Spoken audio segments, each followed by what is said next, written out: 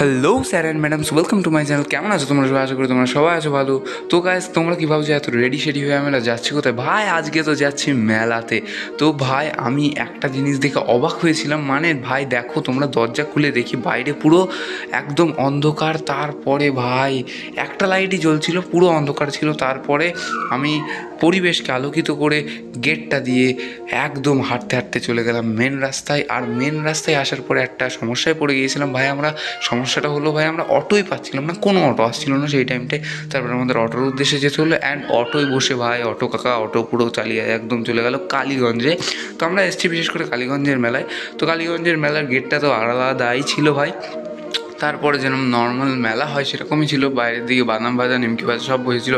তারপরে প্রজাপতি আমার জন্য একটা আংটি, মোমো, এগরোল খেয়ে আমরা আবার পরের অটোয় উঠে চলে গেলাম বাড়ির উদ্দেশ্যে।